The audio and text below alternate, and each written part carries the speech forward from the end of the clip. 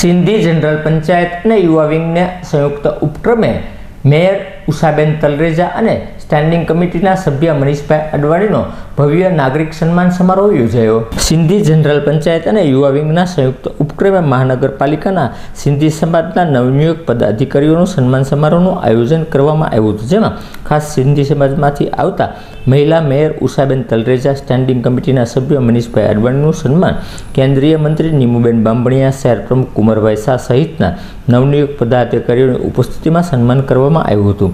આ સન્માન સમારોહ કાર્યક્રમમાં સિંધી સમાજની વિવિધ ધાર્મિક સંસ્થાઓ તેમજ વેપારીઓ અને સામાજિક આગેવાનો ઉપસ્થિત રહ્યા હતા અને સમારોહને દીપાવ્યો હતો.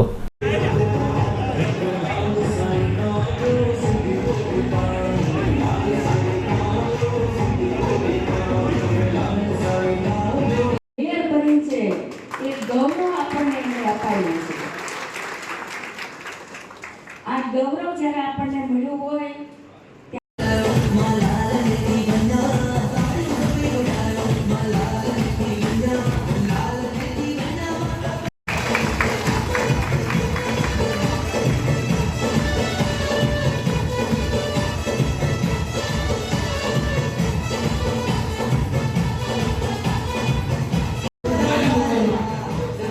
નાની ઉંમરમાં ભાવનગરના અધ્યક્ષ તરીકે યશસ્વી કાર્ય કર્યા બાદ કોર્પોરેશનની ચૂંટણીમાં 44 કમળ જેમણે જીતીને અર્પણ કર્યા છે સરસ હોદ્દા પર મેયર તરીકે જેમની નિમણૂક થઈ છે એવું ગૌરવ અપાવનાર. નમસ્કાર.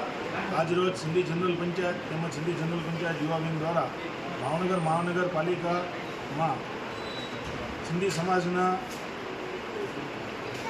અમારા પદાધિકારીશ્રીઓનું ભવ્ય સન્માન સમારોહનો કાર્યક્રમ યોજવામાં આવ્યું. સિંધી સમાજનું ગૌરવ વધારનાર તેમજ સર્વ સમાજ માટે હંમેશા દરેક સેવામાં તત્પર રહેતા એવા આપણા લોકલાડીલા આદરણીય મેયર શ્રી ઉષાબેન તલરેજા તેમજ સ્ટેન્ડિંગ કમિટીના સભ્ય શ્રી મનીષભાઈ અડવાણી, તેમના સન્માન અર્થે આજરોજ ખૂબ જ સરસ અને સુંદર કાર્યક્રમનું આયોજન કરવામાં આવ્યું.